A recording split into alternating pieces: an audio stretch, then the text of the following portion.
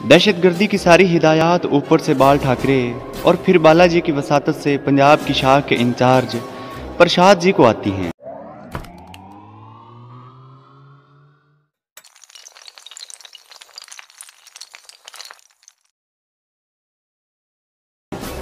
मैंने नादानी में जयदेव से कह दिया, मेरी गिरफ्तारी के बाद सतप्रकाश, गोंदा और मोतीराम ने पाकिस्तान में कुछ भी नहीं किया होगा। यह हमारी शिवसेना को एक तरह का नुकसान ही हुआ है। जयदेव हंस कर कहने लगा, इसका मतलब है तुम्हें कुछ भी मालूम नहीं। ये जो पाकिस्तान के शहरों में तुम्हारे बाद धमाके हुए हैं, अगरवादी मोटरसाइकिलों पर सवार होकर बाज़ारों में लोगों को गोलियों से भूनते रहे हैं, और ये जो हथौड़ा ग्रुप की खबरें अखबारों में छपती रही हैं और पाकिस्तान की मस्जिदों में बम फटते रहे हैं, ये तुम्हारे ख्याल में कौन करता रहा है? इन वारदातों में कुछ वारदातें गोंदा, सतप्रकाश और मोतीराम की ही हैं, और बाकी हमारे दूसरे अगरवादियों, दहशतगर्दों के काम हैं जो लाहौर के अलावा पाकिस्तान के मुख्तलिफ शहरों और कस्बों में फैले हुए हैं। बातें करते करते हमें काफ़ी वक्त हो गया। मैं अमृतसर अपने मुजाहिद जासूस के पास जाने को बेचैन था, मगर जयदेव से बेशुमार मालूमात भी हासिल करनी थी, और इस वक्त मुझे बातें पूछने का बड़ा अच्छा मौका मिल गया था। जयदेव बोला, मैं मंदिर से प्रसाद लेकर आता हूँ, ढाबे में जाकर कौन खाए, यहीं सब कुछ मिल जाएगा। वो चला गया। थोड़ी देर बाद आया तो इसके हाथ में 2 बड़े डोने थे, जिनमें हलवा पूड़ी, मिठाइयाँ और कचौरियाँ थीं। हिंदू इन चीज़ों को खाना समझकर खाते हैं। जब हम हलवा पूड़ी वगैरह खा चुके तो जयदेव ने अपनी खाकी पतलून की जेब से छोटी सी पॉकेट बुक निकाली और उसे खोलकर पेंसिल से इसमें कुछ लिखते हुए बोला, तुम्हारे लाहौर के बस स्टैंड पर बम धमाके, तुम्हारे 2000 रुपये मेरे पास इसी दिन से पड़े हैं, ये तुम ले लो। इसने दूसरी जेब में से बटवा निकाला। बटवे पर रबड़ का गेट्स चढ़ा हुआ था। इसने मुझे 2000 रुपये अदा कर दिए और हंसते हुए कहा, धर्मचंद बापे, ना तुम शराब पीते हो ना मेरी तरह जुआ खेलते हो, क्या फ़ायदा इन रुपयों का, बस अपनी पत्नी को जाकर दे दोगे। ठीक है बापे, तुम अच्छा करते हो, दुख सुख में पत्नी ही काम आती है। तुम्हारे कौन से माता पिता हैं, लेकर एकदम धर्म पत्नी जिसको तुम इसकी माता के पास छोड़कर ये कष्ट भूख रहे हो। जयदेव ने मुझे धर्मचंद की पत्नी के बारे में सब कुछ बता दिया था। मुझे इन मालूमात की बहुत सख्त ज़रूरत थी। अब मैं धर्मचंद के घर हर ज्वाल बड़े इत्मीनान से धर्मचंद के रूप में जा सकता था, मगर सबसे पहले मैं अमृतसर में अपने खुफिया आदमी से मिलकर पाकिस्तान में भट्ट साहब और सुल्तान साहब को शाहदरा क्वार्टर में मुकीम भारतीय दहशतगर्दों के बारे में खुफिया पैगाम भेजना चाहता था। जयदेव बटवा बंद करके जेब में रखते हुए हंसकर बोला, धर्मे भापे, अब तुम यहाँ से सीधा हरज्वाल अपनी धर्म पत्नी के पास जाओ, वो तुम्हारा इंतज़ार कर रही होगी। वापस यहीं शिव मंदिर में आ जाना, मैं शाम के समय यहाँ ज़रूर होता हूँ। तुम वापस आओगे तो आगे क्या करना है इसका मैं तुम्हें बाद में बताऊँगा। मैं 2000 रुपये के नोट जो 100 और 10 के भारतीय करेंसी थी, रुमाल में बांध कर पजामे को हजार बंद के साथ बांध कर रख लिए थे। सिर्फ 10 रुपये के 10-15 नोट ही अपनी जेब में रखे थे। जयदेव इसके बाद चला गया। इसके जाने के बाद मैं सीधा रेलवे स्टेशन पर आ गया। मालूम हुआ अमृतसर जाने वाली गाड़ी 1-1.5 घंटे बाद आएगी। मैं लारी अड्डे से एक बस में सवार होकर अमृतसर पहुंच गया। भट्ट साहब और सुल्तान साहब ने मुझे अच्छी तरह से समझा दिया था कि अपना खुफिया मुजाहिद कहाँ और किस भेस में मिलेगा। मैं इसी जगह पहुंच गया। खुफिया मुजाहिद एक सन्यासी के भेस में अपनी कोठरी के बाहर बैठा था। इसकी अकीदतमंद कुछ हिंदू सिख औरतें और मर्द सामने बड़े अदब से हाथ बांधे बैठे थे। खुफिया जासूस एक औरत को पुड़िया पकड़ाते हुए कह रहा था, शिव जी महाराज हिमालय में जहाँ विराजमान हैं, ये इसी पहाड़ी में उगने वाली जड़ी बूटी का सत है। इसको पानी में घोलकर दिन में 3 बार पीना, फिर इसका चमत्कार देखना। जाओ। मैं भी बज़ाहिर बड़ी अकीदत के साथ एक तरफ होकर बैठ गया, मगर मैंने अपने हाथ नहीं बांधे थे। अपने खुफिया मुजाहिद ने एक नज़र मुझ पर डाली।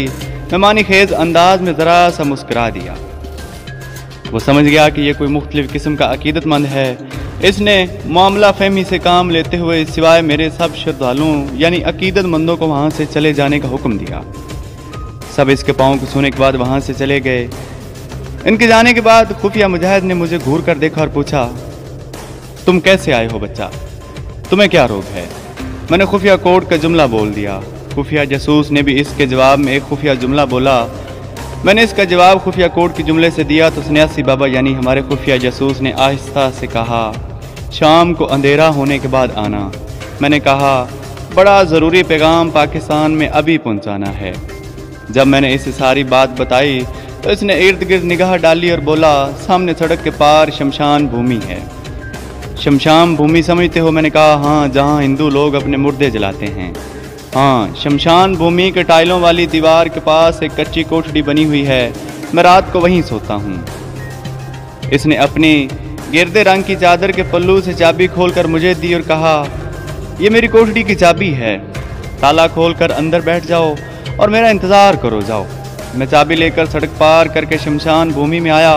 एक तरफ टाइलों के दरख्तों के नीचे शिकस्ता दीवार थी, दीवार की दूसरी जानब एक कोठड़ी नजर आई, दरवाजे पर ताला पड़ा था। मैंने चाबी लगाकर दरवाज़ा खोला और कोठड़ी में दाखिल हो गया। कोठड़ी में बरसात की सैलन और हबस था, मिट्टी के 3-4 मटके और टीन का एक संदूक पड़ा था।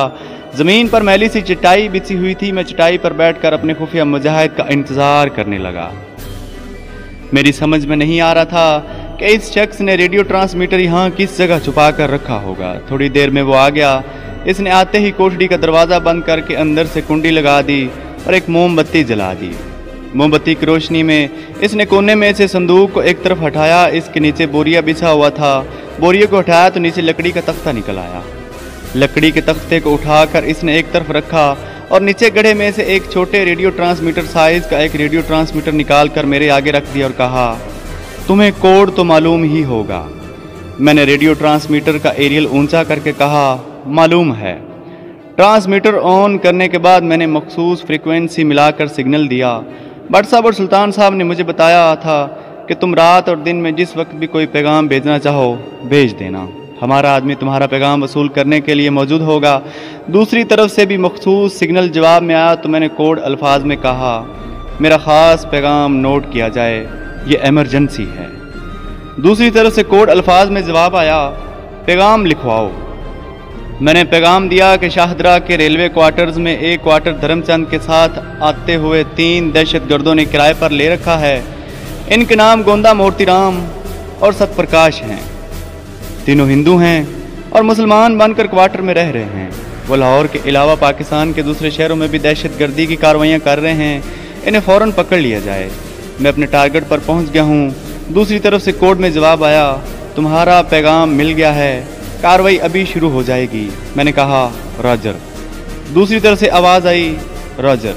इसका मतलब था कि फ़िलहाल रेडियो ट्रांसमीटर पर दिया जाने वाला दूसरा कोई पैगाम नहीं है। मैंने ट्रांसमीटर बंद करके एरियल नीचे किया और अपने खुफिया आदमी से कहा, मैं वापस जाता हूँ। इस एमरजेंसी पैगाम का पहुंचाना बहुत ज़रूरी था। हमारा खुफिया आदमी सन्यासी के बेस में चटाई पर मेरे सामने बैठा था। जब मैं ट्रांसमीटर बंद कर चुका तो उसने मुझसे लेकर इसी तरह गड्ढे में रख कर लकड़ी का तख्ता ऊपर कर दिया। फिर इसने ऊपर बोरिया डालकर संदूक रख दिया और कहने लगा, मैं तुम्हें इस कोठड़ी की एक फालतू चाबी दे देता हूँ। अगर कभी तुम्हें कोई एमरजेंसी पैगाम पहुँचाना हो और मैं तुम्हें वहाँ ना मिलूँ तो तुम खुद यहाँ आकर जो पैगाम पहुँचाना चाहो पहुँचा देना। अब तुम पहले बाहर निकलो, मैं तुम्हारे जाने के 10 मिनट बाद यहाँ से निकलूँगा। ज़रा ठहरो, मुझे बाहर का जायज़ा लेने दो। इसने दरवाजे की कुंडी खोली और दरवाजे को ज़रा सा खोलकर बाहर एक निगाह डाली और मेरी तरफ देखकर कहा, सब ठीक है, अब तुम जा सकते हो। न मैंने इससे पूछा कि वो यहाँ कब से ख़तरनाक हालात में बैठा ये ड्यूटी दे रहा है, और ना इसने मुझसे पूछा कि मेरा नाम क्या है और मैं दुश्मन मुल्क में किस मिशन पर आया हूँ। मुझे जो ट्रेनिंग दी गई थी इसमें ख़ास तौर पर यह हिदायत की गई थी कि दुश्मन मुल्क में अगर अपने किसी साथी से मुलाकात हो जाए तो फिर एक दूसरे से सिवाय मतलब के कोई फालतू बात नहीं करेंगे। मैं कोठड़ी से निकलकर शमशान भूमि के सेन में से गुजरता हुआ सड़क पर आ गया।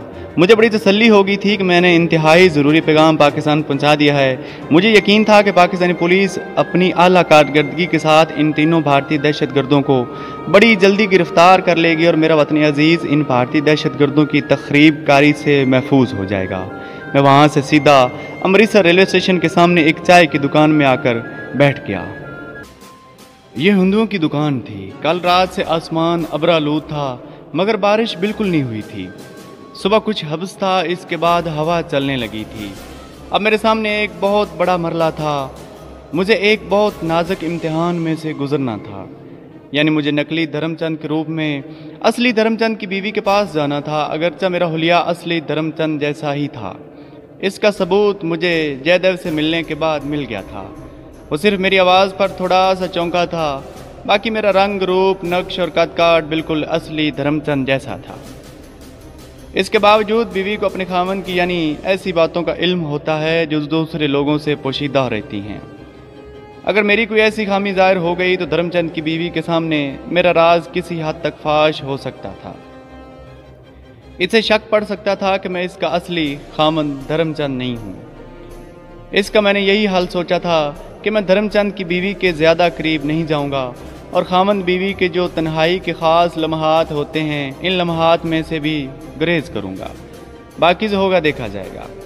मैंने ये भी सोचा कि मैं धर्मचंद की बीवी के पास ना जाऊं। फिर ख्याल आया कि अगर किसी तरह जयदेव को मालूम हो गया कि मैं बटाले में आने के बाद भी अपनी बीवी से मिलने नहीं गया तो इसके दिल में तरह तरह के वसवसे पैदा हो सकते हैं। बेहतर यही था कि मैं एक बार धर्मचंद के घर हरचवाल जाकर इसकी बीवी से मुलाकात कराऊं, इसकी वालदा से भी एक बार मिल लूँ ताकि बाद में किसी किस्म की शुबहात पैदा होने का इम्कान ही ना रहे। एहतियात के तौर पर मैंने धर्मचंद की पत्नी के पास रात के वक्त अंधेरा हो जाने के बाद जाने का फ़ैसला किया। अंधेरे में मेरी वो कमज़ोरियाँ भी धर्मचंद की पत्नी की निगाहों से छुप सकती थीं जो दिन की रोशनी में ज़ाहिर होकर मुझे किसी परेशानी में मुब्तला कर सकती थीं। ये सारी बातें मैंने हिंदू की चाय की दुकान पर चाय पीते हुए अपने दिल में तय कर लीं। अब मुझे शाम होने तक वक्त गुजारना था। अमृतसर शहर में वाकिफ़ नहीं था। पाकिस्तान के बाद ज़ायरीन की एक जमात के साथ दिल्ली जाते हुए अमृतसर स्टेशन पर थोड़ी देर के लिए रुका ज़रूर था। शहर में कभी नहीं गया था। मैंने सुन रखा था कि अमृतसर में एक कंपनी बाग है जो बहुत बड़ा बाग है। इसके अलावा अमृतसर में सिखों के मुकद्दस मकाम दरबार साहब यानी गोल्डन टेम्पल की भी बड़ी शोहरत सुनी। सोचा कंपनी बाग की बजाय क्यों ना गोल्डन टेम्पल की यात्रा की जाए। चाय पीने के बाद मैंने एक साइकिल रिक्शा लिया और इसे गोल्डन टेम्पल चलने को कहा। मेरी जेब में 60-70 रुपए थे। हज़ार बंद के साथ 100 के 19 नोट रुमाल में लिपटे हुए बंदे थे।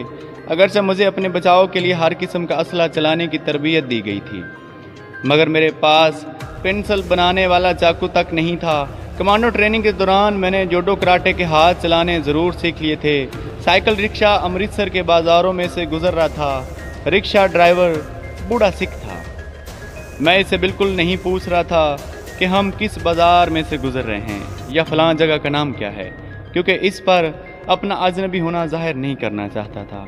सिख रिक्शे वाला मुझे हिंदू समझ रहा था और इसका ख्याल था कि मैं गोल्डन टेम्पल की यात्रा को नहीं जा रहा, बल्कि वहाँ किसी बाज़ार में मेरी कोई दुकान होगी या मैं वहाँ किसी दुकानदार के पास कारोबारी सिलसिले में जा रहा हूँगा। इसने मुझसे कुछ नहीं पूछा था।